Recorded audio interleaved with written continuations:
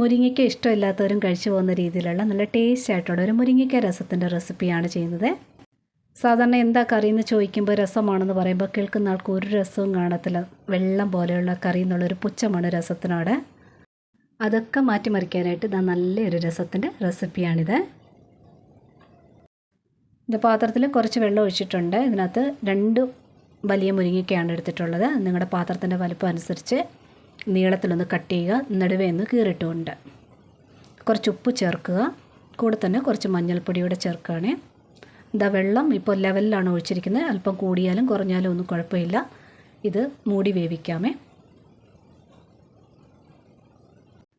ഇതാ അത് വേകുന്ന സമയം കൊണ്ട് 2 വലിയ തക്കാളി എടുത്തിട്ടുണ്ട്. നല്ല പഴുത്ത തക്കാളി നോക്കി എടുക്കണേ. ഇതാ അത് നടുവേ ഒന്ന് കീറിയിട്ടുണ്ട്. ഇതും കുറച്ച് വെള്ളത്തിനകത്തൊന്ന് വേവിച്ചെടുക്കണം. ആദ്യമേ ഇങ്ങനെ ഒന്ന് കമഴ്ത്തിയിടുകയാണ്. കൂടെ തന്നെ കുറച്ച് ഉപ്പും ചേർക്കുന്നുണ്ട്, മഞ്ഞൾപ്പൊടിയും ചേർക്കുന്നുണ്ട്. ഇതൊരു പകുതി വേവാവുന്ന രീതിയിൽ ഒന്ന് മൂടിയതിന് ശേഷം ഒന്ന് തുറന്നിട്ട് ജസ്റ്റ് ഒന്ന് തിരിച്ചിട്ട് കൊടുക്കണേ. തക്കാളി ഒന്നും വെന്ത് കുഴയേണ്ട ഒന്നും ആവശ്യമില്ല. ആ തൊലി ഒന്ന് നീക്കം ചെയ്യാനായിട്ട് തൊലി ഒന്ന് വെന്ത് കിട്ടണേ. ഇതാ തൊലിയൊക്കെ ഇങ്ങനെ ഇളകി വന്നിട്ടുണ്ട്. ഇത്രയും വേവിച്ചാൽ മതിയേ. ഇനി ഗ്യാസ് അങ്ങ് ഓഫ് ചെയ്യുക. ഓഫ് ചെയ്തതിന് ശേഷം കുറച്ച് തണുക്കാൻ വേണ്ടി വിടുക. തണുത്തതിന് ശേഷം ഒന്ന് തൊലിയെല്ലാം ഒന്ന് കംപ്ലീറ്റ് മാറ്റി വെക്കുക. ഈ തൊലിയോടുകൂടി കറിക്കകത്തിടുകയാണെന്നുണ്ടെങ്കിൽ അതിങ്ങനെ തൊലി ഇങ്ങനെ പിരിഞ്ഞ് കിടക്കും. കാണാനൊരു ലുക്കും കാണത്തില്ലേ. അതൊന്നും കുഴപ്പമില്ലാത്തവർക്ക് തൊലിയും ചേർത്ത് കറിയിൽ ചേർക്കാവുന്നതാണ്. ഇത് ഗ്യാസ് എല്ലാം ഓഫ് ചെയ്ത് തണുക്കാൻ വേണ്ടി മാറ്റി വെക്കാം. ഇത് ആ സമയം കൊണ്ട് മുരിങ്ങയ്ക്ക നല്ലവണ്ണം വെന്തിട്ടുണ്ട്.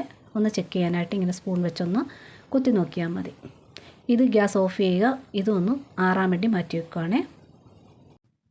അതായത് കുറച്ചൊന്ന് ആറിയതിന് ശേഷം അതിൻ്റെ മുരിങ്ങയ്ക്കയുടെ ആ ഫ്ലഷ് എല്ലാം ഒരു സ്പൂൺ വെച്ച് വടിച്ച് മാറ്റുകയാണേ.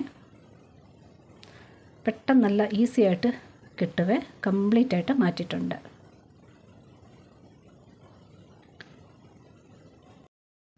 ഇതാ അതെല്ലാം മിക്സിയുടെ ജാറിനകത്തോട്ട് മാറ്റുവാണേ. ജസ്റ്റ് ഒന്ന് അടിച്ചെടുത്താൽ മതി മിക്സിയിൽ. ഇതാ ബാക്കി വേവിച്ച വെള്ളം ഉണ്ടല്ലോ അതുകൂടെ ചേർത്തുകൊണ്ട് ഒന്ന് അടിച്ചെടുക്കണേ.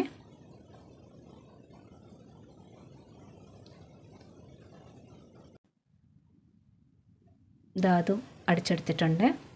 ഇനി ഇതിലോട്ട് തക്കാളി ചേർക്കുകയാണേ. തക്കാളിയോടെ ചേർത്ത് ഒന്ന് അരച്ചെടുക്കണം. ഒരുപാടൊന്നും അരയേണ്ട ആവശ്യമില്ല. തക്കാളി ഒന്ന് അരഞ്ഞ് കിട്ടിയാൽ മതിയേ.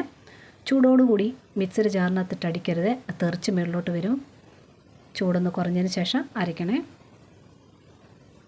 ഇതാ ഒരുപാടൊന്നും മഷി പോലൊന്നും അരയ്ക്കേണ്ട ആവശ്യമില്ല. തക്കാളി ഒന്ന് അരഞ്ഞ് കിട്ടിയാൽ മതിയേ.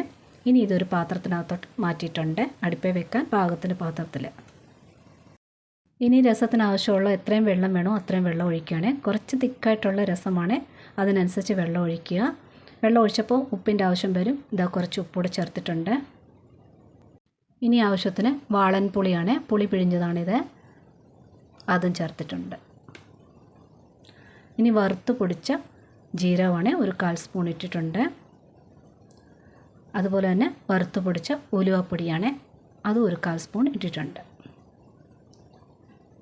ഇനി കുരുമുളകാണ് ചേർക്കുന്നത്. അത് കുറച്ച് കൂടുതലായിട്ട് ചേർക്കണം. 3/4 സ്പൂണോ 1 സ്പൂണോ ചേർക്കാവുന്നതാണ്. ഇത് മല്ലിപ്പൊടിയാണ്.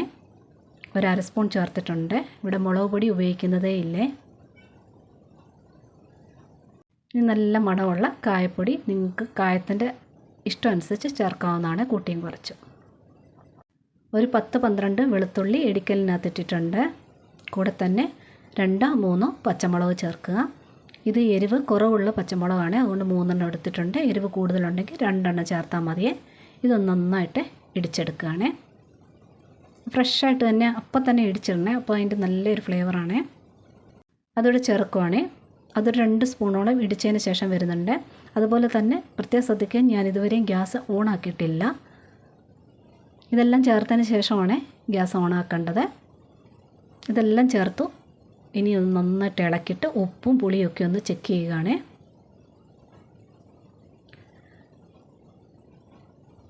ഇനി ഫുൾ ഫ്ലെയിമിലിട്ട് മൂടി വെച്ച് നല്ലവണ്ണം ചൂടാക്കണം. തിളപ്പിക്കരുത്. ഒത്തിരി ഇട്ട് വെട്ടി തിളപ്പിക്കാൻ പാടില്ല. അതാ ഇതുപോലെ സൈഡിൽ നിന്ന് ഇപ്പം തിളയ്ക്കുക എന്നുള്ള രീതിയിൽ ഇങ്ങനെ ബബിൾ വന്നുകൊണ്ടിരിക്കും. ഈ സമയമാകുമ്പോൾ ഗ്യാസ് ഓഫ് ചെയ്യുക. ഓഫ് ചെയ്തിട്ട് മല്ലിയിലയോ കറിവേപ്പിലയോ ചേർക്കണം. മല്ലിയിലയാണ് കൂടുതൽ ടേസ്റ്റ്. ചേർത്ത് ഗ്യാസ് ഓഫ് ചെയ്തതിന് ശേഷം മൂടി വയ്ക്കുക, ഇറക്കി വയ്ക്കുക ഗ്യാസിൽ നിന്ന്. ഇനി കടുക് താളിക്കാൻ വെളിച്ചെണ്ണയാണ് ഒഴിച്ചിട്ടുള്ളത്. വറ്റൽമുളക് ഇട്ടിട്ടുണ്ട്. വറ്റൽമുളക് ഒന്ന് മൂത്തതിന് ശേഷം ഗ്യാസ് അങ്ങ് ഓഫ് ചെയ്യുക. കുറച്ചുകൂടി മല്ലിയില ചേർത്തിട്ടുണ്ട്. ഇനി കുറച്ച് കാശ്മീരി ചില്ലി പൗഡർ ഇടുവാണ്. ഇട്ടതിന് ശേഷം പെട്ടെന്ന് ഇളക്കിയെടുക്കുക, കരിയാതെ ഇളക്കിയെടുക്കുക. അപ്പം തന്നെ കറിയിലോട്ട് ഒഴിക്കുകയാണ് ചെയ്യുന്നത്. ഒഴിച്ച് ഒരു 2-3 മിനിറ്റ് നേരത്തേന് മൂടി വയ്ക്കുക. നന്നായിട്ട് ഇളക്കിയെടുക്കുകയാണ്. ഈ പതയൊക്കെ ഇപ്പോൾ അങ്ങ് മാറുവേ. നല്ല ടേസ്റ്റുള്ളൊരു രസത്തിൻ്റെ റെസിപ്പിയാണ്. മുരിങ്ങയ്ക്ക കഴിക്കാത്തവരെയൊക്കെ കഴിപ്പിക്കാൻ പറ്റിയൊരു രസത്തിൻ്റെ റെസിപ്പിയാണ്. ഇത് ഓവറായിട്ട് രസം ഇട്ട് തിളപ്പിക്കരുത്. തിളപ്പിച്ച് കഴിയുമ്പോൾ അതിൻ്റെ ആ ഫ്ലേവറൊക്കെ പോകുമേ. പച്ചമുളകും വെളുത്തുള്ളിയും ഒക്കെ വേകാനുള്ള സമയം ഇത്രേ കൊടുക്കാവൂ. ഒരുപാടിട്ട് ഓവർ കുക്ക് ചെയ്യരുത്. അത് മാത്രം ശ്രദ്ധിച്ചാൽ മതി. ട്രൈ ചെയ്ത് നോക്കുക. ലൈക്കും കമൻറ്റും തന്ന് സപ്പോർട്ട് ചെയ്യണേ. ഇഷ്ടപ്പെട്ടെന്നുണ്ടെങ്കിൽ കൂട്ടുകാർക്കൊക്കെ ഷെയർ ചെയ്ത് കൊടുക്കാൻ മറക്കല്ലേ.